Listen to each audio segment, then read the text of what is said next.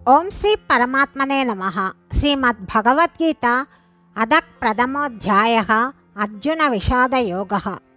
ధృతరాష్ట్ర ఉవాచ ధర్మక్షేత్రే కురుక్షేత్రే సమవేతాయుయుశ్చవః మామకాః పాండవాశ్చైవ కిమకుర్వత సంజయ.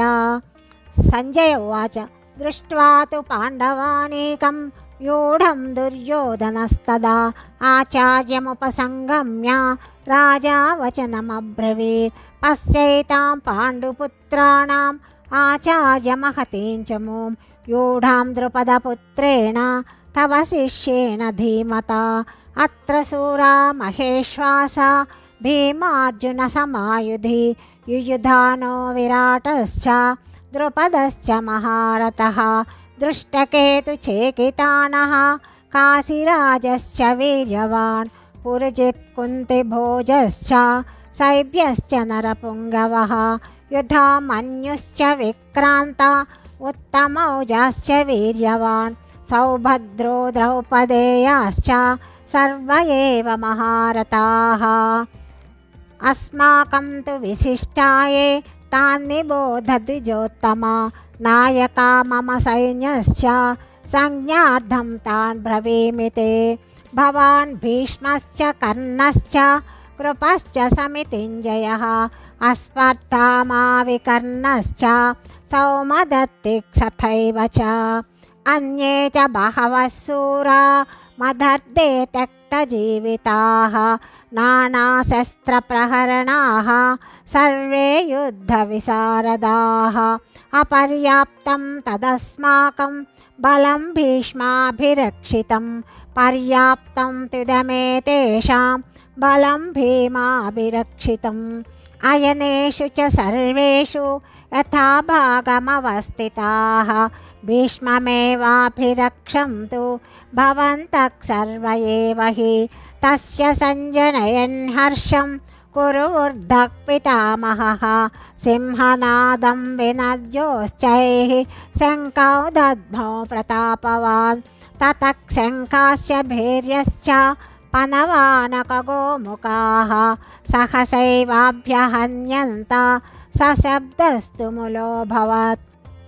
తతః శ్వేతైర్హయైర్యుక్తే మహతే స్యందనే స్థితౌ మాధవః పాండవశ్చైవ దివ్యౌ శంఖౌ ప్రదద్మతుః. పాంచజన్యం హృషీకేశో దేవదత్తం ధనంజయః ప్రౌఢం దద్మౌ మహాశంఖం భీమకర్మావృకోదరः. అనంత విజయం రాజా కుంతీపుత్రో యుధిష్ఠిరः నకులः సహదేవశ్చ సుఘోషమణిపుష్పకౌ కాశ్యశ్చ పరమేశ్వాసः శిఖండీ చ మహారథः దుష్టద్యుమ్నో విరాటశ్చ సాత్యకిశ్చ పరాజితः ద్రుపదో ద్రౌపదేయాశ్చ సర్వసః పృథివీపతే సౌభద్రశ్చ మహాబాహుః శంఖాన్ దద్మౌ పృథక్ పృథక్ సఘోషోర్ధార్తరాష్ట్రాణాం హృదయాని వ్యధారయత్ నభశ్చ పృథివీం చైవ తుములో వ్యనునాదయన్.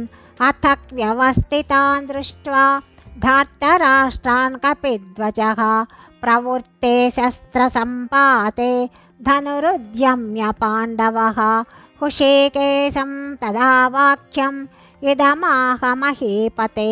అర్జున ఉవాచ సేనయోరుభయోర్मध्ये రథం స్థాపయమేచ్యుత యావదేతా నిరీక్షేహం యోద్ధుకామానవస్థితాన్ కైర్మయా సహ యోద్ధవ్యం అస్మిన్ రణసముద్యమే యోస్తమానానవేక్షేహం యయేతేత్ర సమాగతాః. ధార్తరాష్ట్రస్య దుర్బుద్ధేః యుద్ధే ప్రియచికీషవः.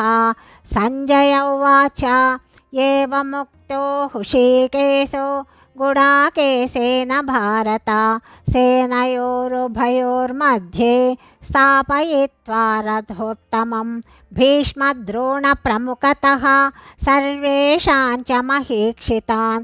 ఉవాచ పార్థ పశ్యేతాన్ समवेतान् कुरूनिति तत्र पश्यत् स्थितान् पार्थः पितॄनथ पितामहान् आचार्यान् मातुलान् भ्रातॄन् पुत्रान् पौत्रां सखींस्तथा स्वसुरान् सुहृदैश्चैव सेनयोरुभयोरपि तान् समीक्ष स कौन्तेयः सर्वान् बन्धूनवस्थितान् कृपया परयाविष्टो विषेदन्निदमब्रवीत्।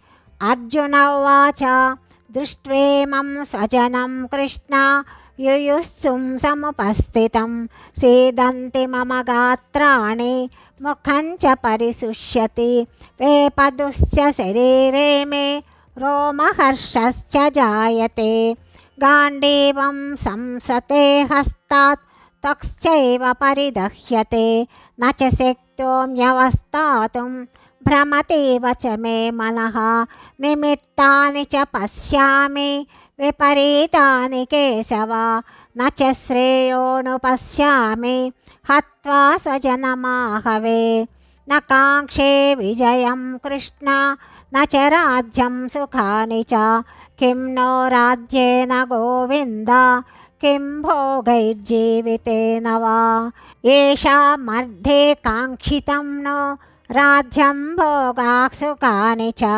तैमेव स्थिता युद्धे प्राणां त्यक्त्वा धनानि च आचार्याः पितरः पुत्राः तथैव च पितामहाः मातुला स्वसुरा पौत्राः शालासम्बन्धिनस्तथा एतान्न हन्तुमिच्छामि घृतोऽपि मधुसूदन अपि त्रैलोक्यराज्यस्य हेतोऽहं किं नु मही कृते निहत्य धार्तराष्ट्रान्नः काप्येतिक्ष्या जनार्दन पापमेवाश्रयेदस्मान् हत्वैतानाततायिनः तस्मान्नर्हा वयं हन्तुं धार्तराष्ट्रान् स्वबान्धवान् स्वजनं हि कथं हत्वा सुखिनः स्याममाधव यद्यप्येतेन पश्यन्ति लोभोपहतचेतसः कुलक्षयकृतं दोषं मित्रद्रोहे च पातकं कथं न ज्ञेयमस्माभिः पापादस्मान्निवर्तितुं कुलक्षयकृतं दोषं प्रपश्यद्भिर्जनार्दन कुलक्षये प्रणश्यन्ति कुलधर्माः सनातनाः धर्मे नष्टे कुलं कृत्वम् अधर्मोऽभिभवत्युतः अधर्माभिभवात् कृष्ण प्रदुष्यन्ति कुलस्त्रियः स्त्रीषु दुष्टासु वार्षेया जायते वर्णसङ्करः सङ्करो नरकायैव कुलज्ञानां कुलस्य च पतन्ति पितरो हेषां लुप्तपिण्डोदकक्रियाः दोषैरेतैः कुलज्ञानां वर्णसङ्करकारकैः उत्यादन्ते जातिधर्माः कुलधर्माश्च शाश्वताः उत्सन्न कुलधर्माणां मनुष्याणां जनार्दन नरके नियतं वासो भवतीत्यनुशुश्रुमा अहो बत महत्पापं कर्तुं व्यवसिता वयं यद्राज्यसुखलोभेन हन्तुं स्वजनमुद्यताः यदि माम प्रतीकारम् अशस्त्रं शस्त्रपाणयः धार्तराष्ट्रारणे हन्युः तन्मे क्षेमतरं भवेत्। संजय उवाच एवमुक्तार्जुनः सङ्ख्ये रथोपस्थमुपाविशत् विसृज्य सशरं चापं शोकसंविघ्नमानसः। ॐ तत्सत्तिति श्रीमद्भगवद्गीतासूपनिषत् ब्रह्मविद्यायां योगशास्त्रे श्रीकृष्ण अर्जुन संवादे अर्जुनविषादयोगो नाम प्रथमोऽध्यायः। सर्वं श्रीकृष्णार्पणमस्तु।